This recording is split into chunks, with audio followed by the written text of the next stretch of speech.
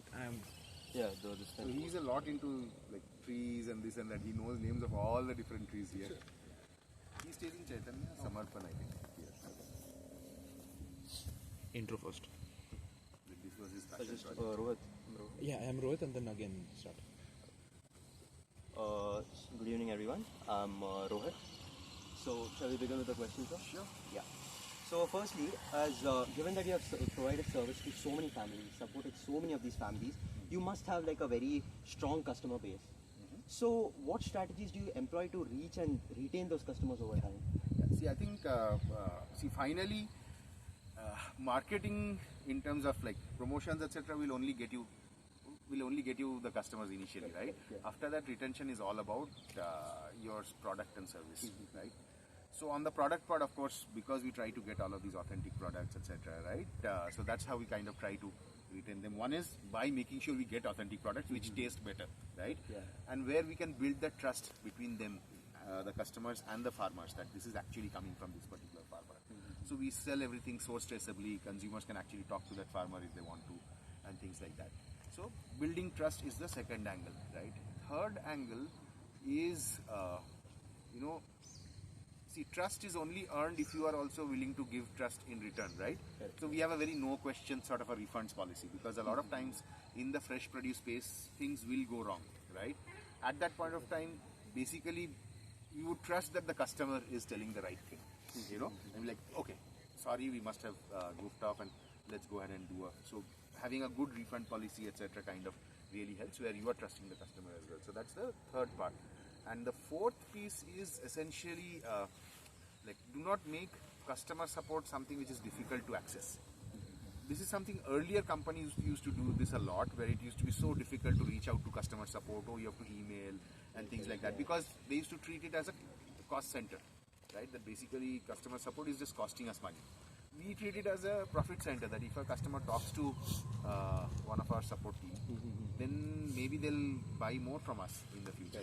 So we encourage people that they should go come and buy more from us. So basically, that smoother functioning between it should become very easy for them to reach out to support. Absolutely, yeah. Next of all, what do you use to convey the brand image of Farmizen? Basically, there are so many competitors and things like that.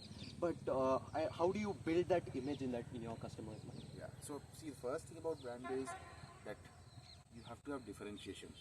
People will remember you only if you're different, right? Correct. So if you're talking about the same things that as all your competitors are doing, then people will not remember you, right? So that's number one. Number two is then you have to walk the talk as well, right? In the sense that consumers are able to see through what is truly in the DNA of your company and what some influencer is telling about you on Instagram, because he or she has been paid some money to do it, right? So I think in general, being authentic in our communication, right, even if it means it's not that polished, is something that we actually encourage, right?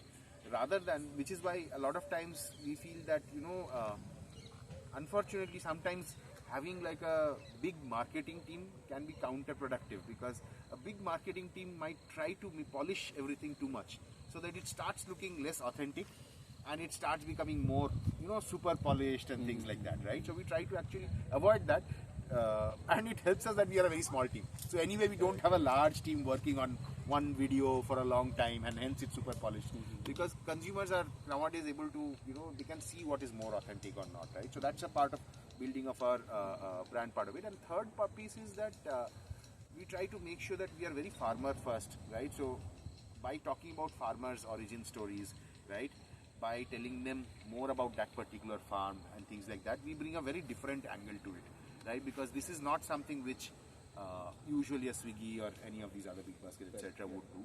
And we also try to be more transparent by, see, a lot of people tell us, no, you should not tell which farmer this is from, you should not share their Google Maps location. What if your competitors go and source from there? So we're like, boss, there is enough food for our competitors to also sell. Right now the market is constrained by demand, not by supply from a lot of perspectives, right? So yeah, let that farmer sell to 3 or 4 other places. That attitude lets us be transparent with our farmer connects, etc., and that then gives us a differentiator. Nobody else shares their farmer contacts. Big Basket will never tell you this is from this farm, because they are worried you will go and get it from there. a competitor will go and get it from there. But because we said, no, let's not worry about competitors, right? Because we did that, hence we were able to be transparent about it, which kind of has helped us in our. So basically that openness of the entire community basically helps them also to feel safe. Correct. Correct. Okay.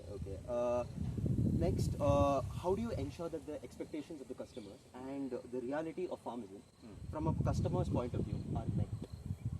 So I think this is a very good question actually, because especially in organic, there is a big gap in what customers think is organic versus what is actually organic about, right? A lot of customers think, for example, that organic means, because organic is costlier, so the vegetables actually should look much nicer, should be much more bigger, and all of that stuff, right? A lot of customers don't understand that it could be the reverse way. Your organic vegetables might look much poorer than your regular vegetables, right? Yeah. So starting from that to the whole thing around, everybody thinks organic is just about no pesticides, but no pesticides is just the tip of the iceberg, because it's actually a lot more about the nutrient density in your food.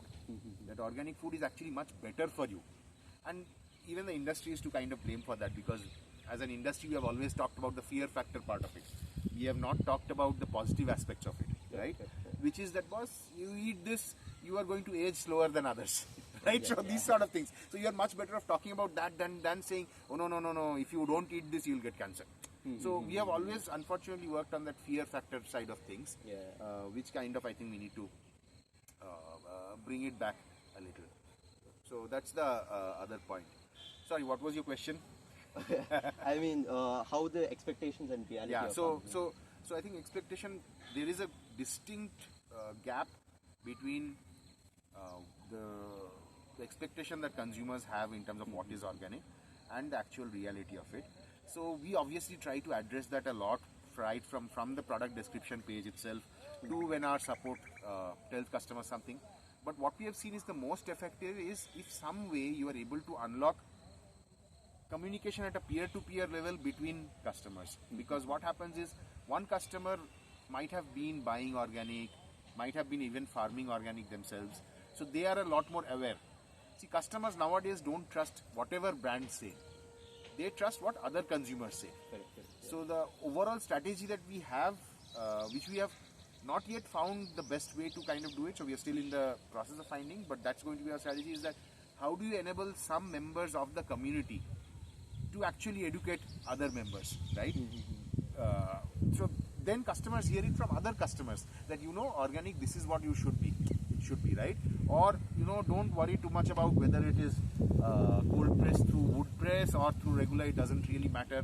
It should not come from us. It should be something which it should be coming from consumers. So we plan to build a bunch of, which is why community is a very important part of it, because communities provide forums to do this, right? So we have launched something called Farmizen Academy recently, where we have these programs on food, farming, nutrition, all of these pieces, right? And we actually even plan to launch a few free courses there as well. The idea being that, and those are not what we will be teaching. Somebody else will come onto our platform and talk about that, right? So we are hoping that we can use some of these sort of tactics to essentially make sure that there is more education about organic, the market, but that education should not come to us. We can facilitate that education, but finally it should be consumer to consumer ideally, right? That's what the hope is. And as you said, as Farmizen is like a company with so much communication going on between people, between the farmers and this thing, obviously there are, places there things could go wrong, correct? So my question to you is, what are the basic steps that you take to mitigate these customer perception risks? See, I think, first is that basically if we can, so when a customer has a poor experience, for whatever reason, that reason could have been something which we could have avoided, we made some mistake.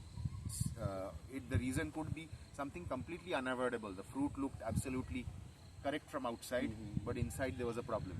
And the unfortunate thing is, many of these uncontrollable problems, the incidences are much larger in organic compared to chemical farming, right?